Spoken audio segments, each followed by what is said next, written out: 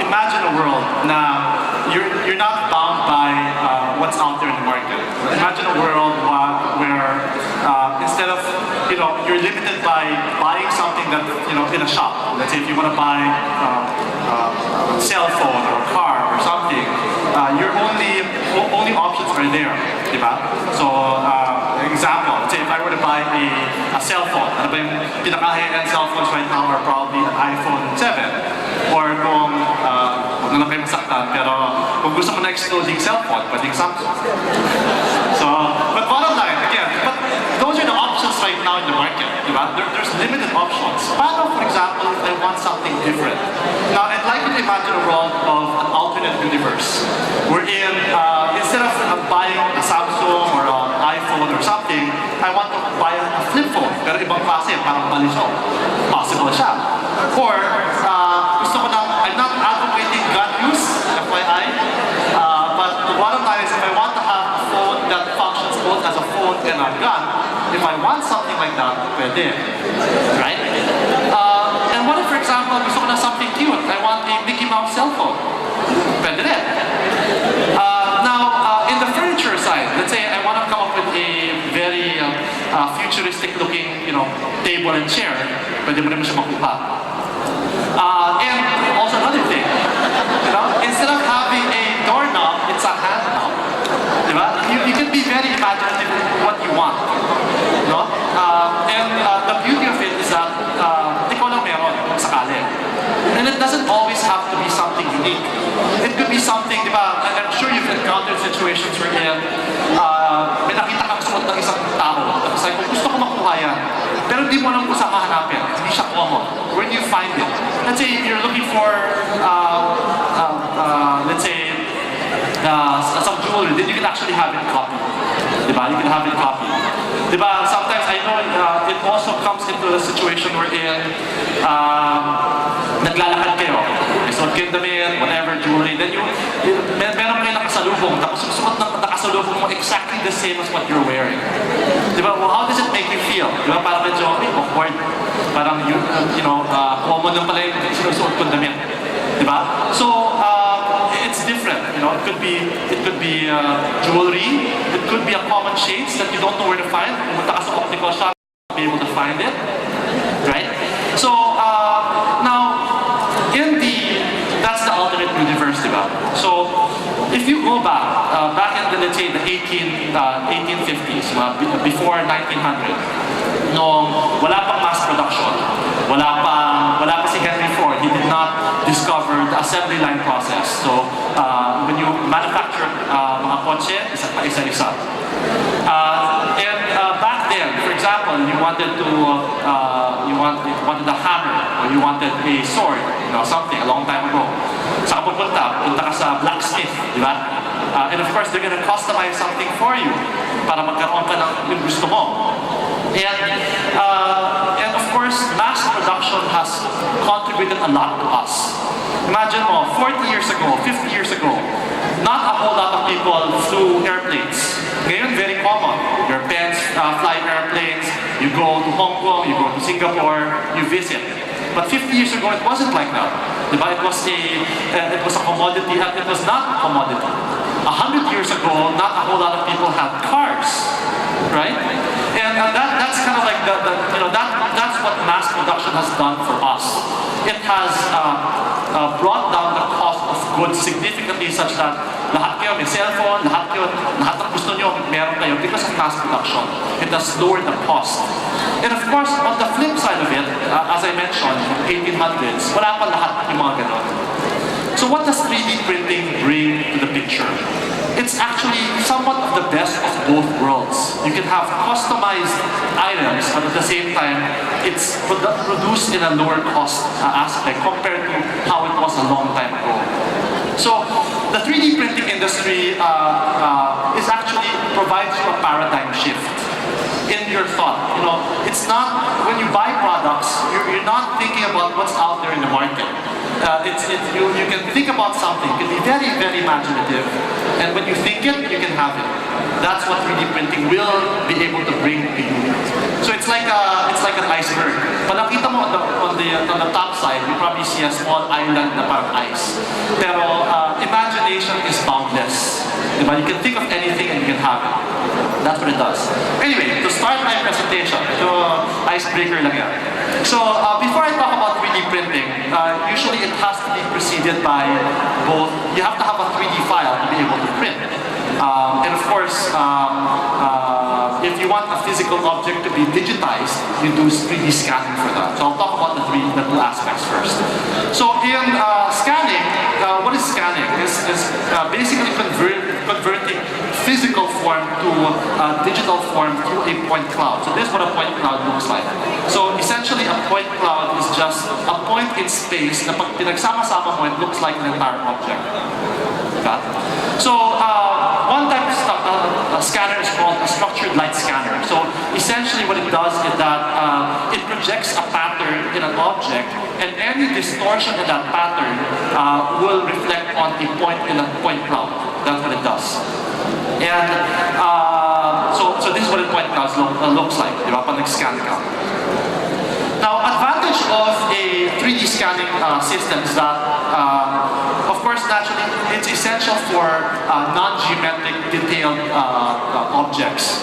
Kasi, let's say, if you were to scan, the most difficult thing to model is features. Let's say, mukha mo. Very, very difficult to model. It's even easier to create a car, a motorcycle, a tire, a wheel, compared to the face of a person. Kasi maraming specific details that show, that tells us who you are, or ikaw siya, di ba? That's very difficult. And of course, in essence, what it does is that it facilitates a quicker turnaround time for reverse engineering. So imagine, let's say, a motorcycle like this. If you were to model a motorcycle like this, it would probably take you several weeks to finish one. But if you scan a motorcycle like this, it would be a lot quicker. Kasi meron ka ng overall frame ng motorcycle. Okay? So this is kind of like an end-to-end process of how scanning works. So on the rightmost, you have a point cloud. Then the point cloud is converted into a solid object, which is the second image. Then once you have a point cloud, you actually convert that into a reverse engineered product or item. So that's what the third object is. It's a medyo parang nilinis mo na siya. That's reverse engineering. And then if you add texture, that's the fourth object. Okay, so example of scan objects. You can scan parts, different parts. You can scan the face of a person, as I mentioned. And after you do scanning, then you go to prototyping and modeling. Now, on the prototyping and modeling side, we generally categorize it under two segments. The first side is organic designing. Let's say monsters, creatures, animals, sabi ko matao, it's all under organic. Plants, whatever. And on the flip side, you have non-organic geometric prototypes. Gears, buildings, you have cars, buildings. Yun yung sa non-organic side. Now, types of tools used. So, for people that actually do modeling, on the organic side you have ZBrush, Maya, 3D Max, Blender, and then you also have, in the middle it's Rhinoceros. And on the other side, on the prototyping side, we have software such as AutoCAD, SolidWorks, Gmagic Design X. Now, if you marry the two, organic and non-organic, you can come up with something like this. Now, on your right, you actually see a typical bracket. Bracket lang siya. It's a common bracket. Now, on your left is you use organic designing to come up with, kasi diba, sa mga brackets na ganito, pinaka-critical is structural integrity. Kailangan matibay siya, hindi siya madaling masira. So you put more material in places that have more stress. So essentially what happens here is you have a bracket on your left that's a lot lighter compared to the bracket on your right. And it's the same thing. It serves the same function. Or you can come up with a building with organic features as well. Diba? So now on the 3D modeling, of course, not a whole lot of you do 3D modeling. Mahirap siya eh. You use AutoCAD or 3D Max Maya. Sometimes it takes several months, sometimes it takes years to perfect modeling tools. Matipo siya. So there's a lot of high-end things that you have to learn. It's not easy to learn. Now, there are workarounds. There are several websites that you can go to that you can download 3D files, whatever you want, necklace or jewelry or I don't know, cell phone casing. May mga ganun. You can go to different websites, so such as Thingiverse or Inkshape. Now, there's also simpler free modeling tools available in the market. May mga cloud online platforms as well. It may not be as powerful as the likes of yung mga AutoCAD and all these things. Pero simple na naman yung design mo, you can still do that. So you can work on SketchUp, which is a freeware from Google, Sculptris, Tinkercad, or Autodesk 123. Now, so tapos na tayo. So we have a 3D file. You have a scan object, you have a 3D file, and now we go to 3D printing. But before I go deep into 3D printing, I have to give you kind of like a definition. So 3D printing is actually segregated into two segments. You have the subtractive side and the additive side. So subtractive, ano ba yung subtractive? Essentially, just imagine a block, and you strip away parts of that block to end up with a final output. Yan yung subtractive manufacturing. Of course, it wastes a lot of material. Kasi yung block niya, tatanggalin mo lahat, matitira yung final output. And of course, you also have limitations in design complexity. Now, on the additive manufacturing side, which is now coined as 3D printing, you print on a layer-by-layer basis. You can print any design complexity, and of course, you don't waste any material. Okay? So, the different types, I'll give you some 3D printed samples. So you have, for example, this skull. You can never do something like this using a subtractive manufacturing process. Kailangan additive. Or something like that. Or even these things. Very, very difficult to do for subtractive manufacturing. Now, okay, the different types of 3D printers. The first type is called stereolithography. So stereolithography basically works like, it's a photopolymer resin. So basically liquid siya, na kapag pinadaan mo ng either laser or light, titigas siya. So that's how it works. And of course, since you're using laser, the resolution of these types of printers are very, very high. So you can print something like that. Diba? Or you can print something like that using stereolithography. But of course, sino ba sa inyo nakakaalam about 3D printing? Sino nakakarinig about 3D printing here in this, this group? Konti lang not a whole lot of people. Well, most often enough, if you hear about 3D printers, it's most likely FDM printers, or fused deposition modeling printers. So, the way I describe it, it's just like a toothpaste. Na parang i-extrude mo yung toothpaste mismo on a layer-by-layer basis hanggang matapos ka sa buong object. And of course, it looks like something like this. And of course, it's also more cost-effective. These types of printers probably range for as low as siguro mga 40,000 pesos to probably 200,000 pesos. So mura siya, relatively, as a 3D printer. But of course, hindi rin siya ganun ka daling gamitin. Hindi siya katulad ng 2D printer niya na pinunin niyo yung print tapos automatic lalabas na yung sheet of paper. Hindi siya ganun kadali.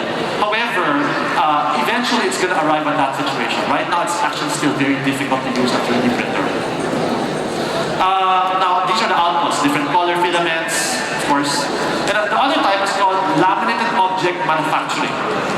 Now, in laminated object manufacturing, we have something like this. Now, I'm not sure if can you figure out what's in the middle of that? Laminated object manufacturing. It's actually a rim of paper. One paper. So, imagine mo, parang kinocombine mo isang cutting machine sa isang ordinary na printer. So, isang layer is one sheet of paper. Ika-cut niya, kukulayan niya, tapos next layer. Ika-cut niya, kukulayan niya hanggang matapos ka sa buong object. So that's what you have for LOL. And the good thing about itong plastic printer is that it's photorealistic. Kasi advanced na yung digital printers natin right now. So you can have realistic print outputs like this. Another one is called 3DP. Now, 3DP is the first color 3D printer available in the market. So I'm not going to focus on the technology side of things. Pero ang texture niya parang ganito. Parang sandstone siya na kinukulay in every specific parang grain of sand pinipinturahan. So, pero ito kasi pag binagsak mo, masashatter siya. So you can come with something like that. It's predominantly used for this. Bubble heads. Kasi colored na siya eh. Diba? You don't have to color it anymore. Of course, in the engineering side, you have printers at selective laser sintering. So you can do prototyping, mga aerospace, aeronautics, mga automotive industries. Ito yung mga ginagamit ng plastic printers. And of course, you also have selective laser melting, where you want to print metal parts. So this is what it looks like, more or less. You can print something like that in metal. And what does 3D printing bring to the table? Yung typical process kasi, pag mga engineers, marami sa inyo dito either IT graduates, engineers, or sorry, hindi pala graduates, but IT students and engineers. And bottom line is, the typical process is that magdi-design kayo ng isang prototype. Tapos, kung meron kayong change, babaguhin nyo. Pag na-finalize na yung output ninyo, tsaka nyo i-print. With 3D printing, you can actually do rapid prototyping. So, essentially, you come up with a design, i-print mo na siya. Tapos pag makita mo na siya, ay, ayoko itong design na ito, medyo pangit. Then you can reprint. So on rapid prototyping is you keep printing and printing. So what it does, it speeds up the design process. No?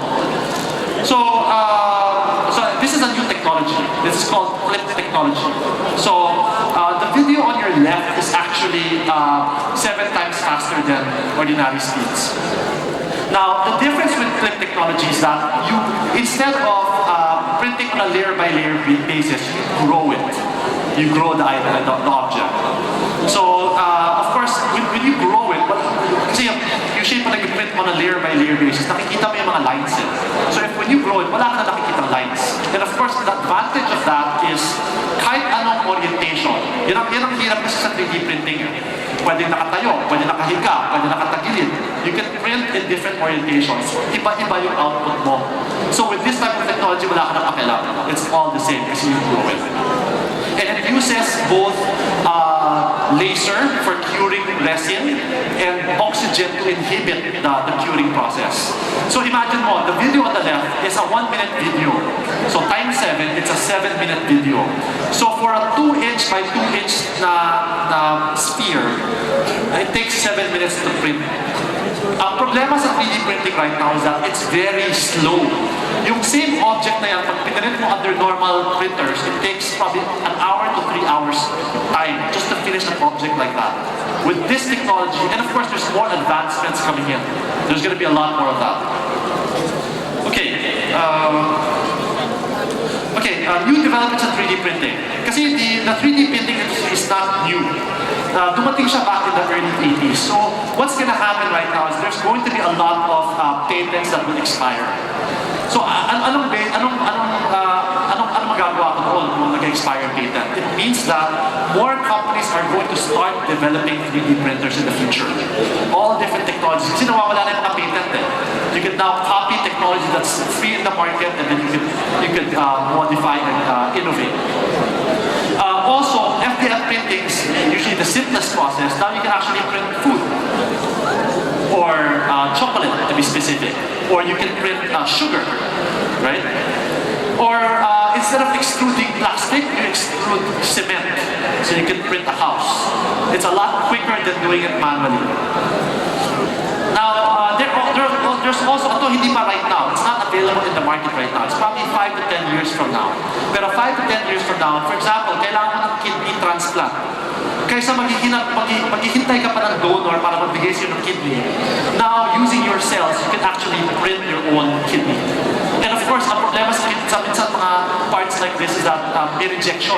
At walang rejection kasi you use your own cells to create kidney for yourself as replacements. And of course, you also have IC 3D printing.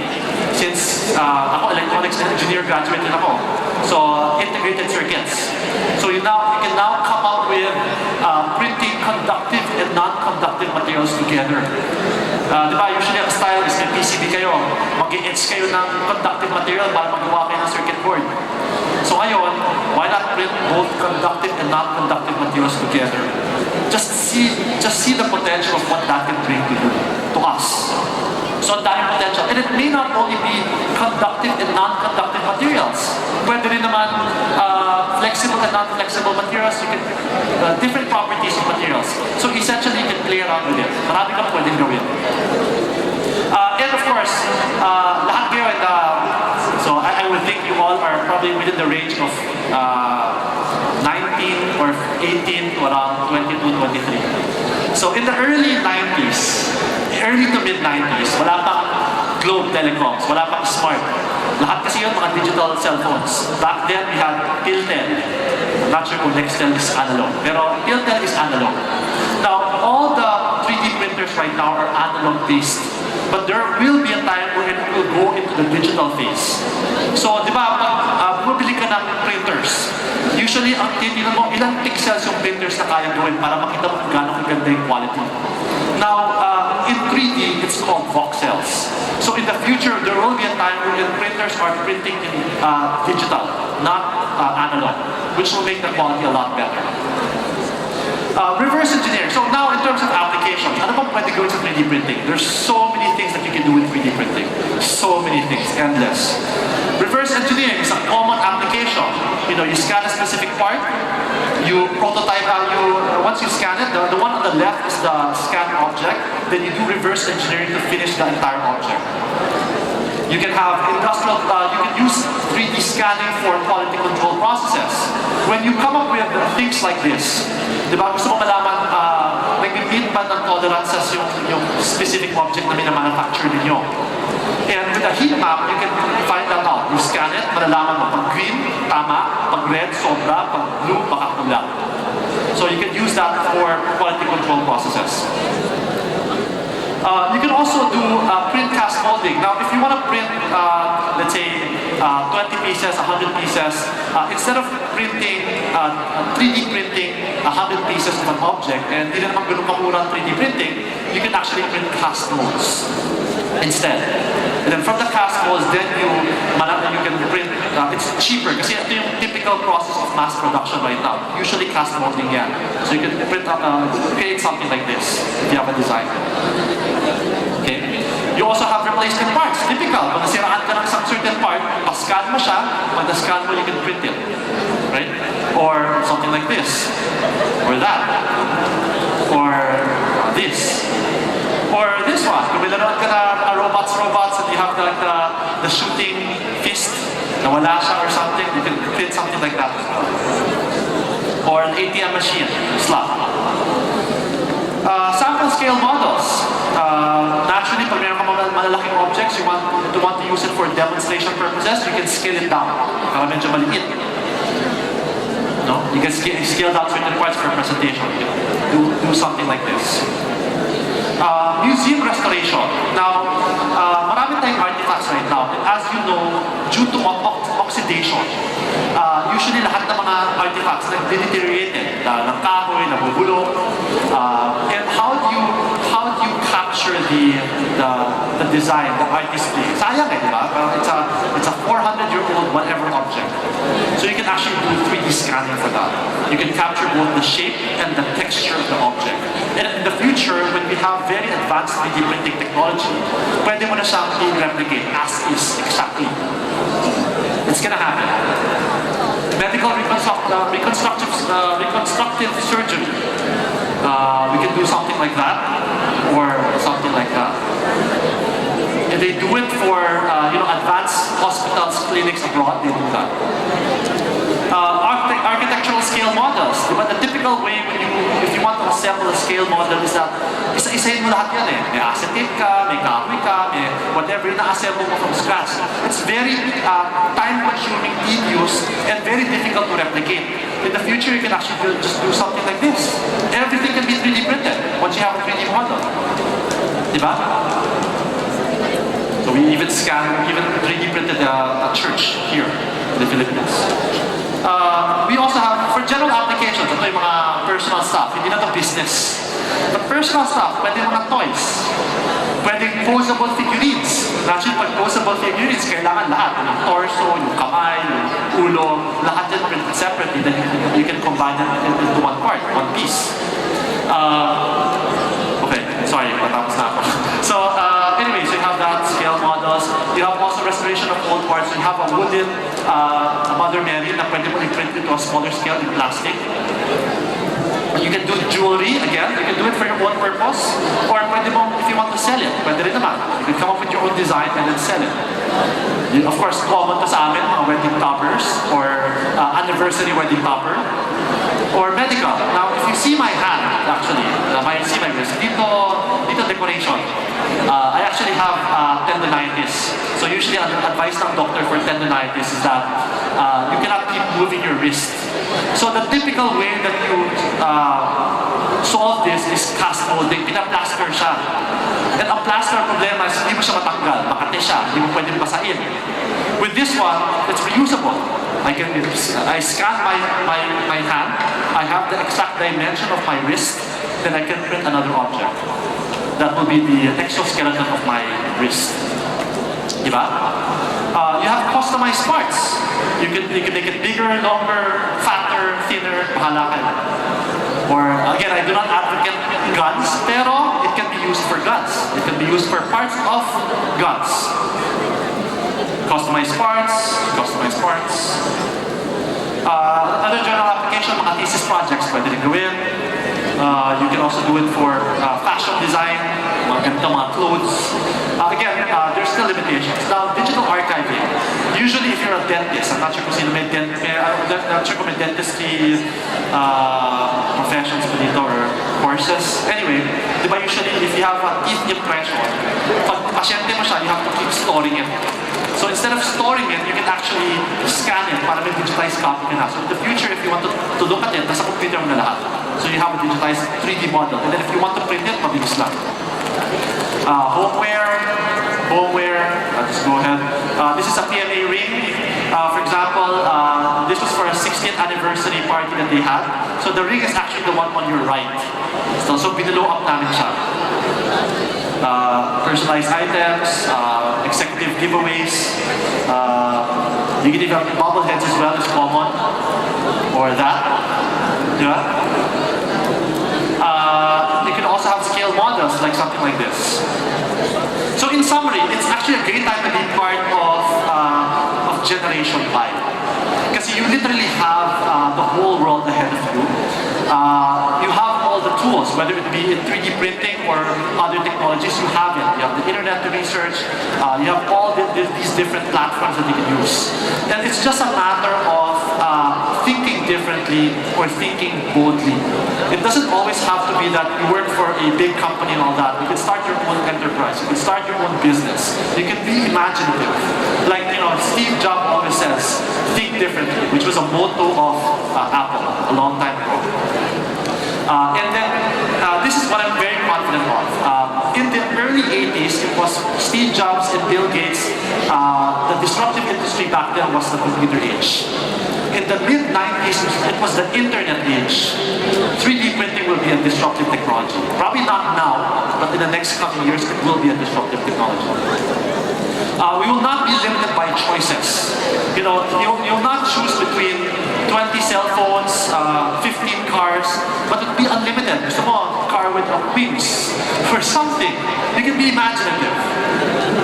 So, I guess that ends my presentation. So to give you an overview, just a brief idea of our company, we are an end-to-end customized 3D scanning, prototyping, printing, and finishing company.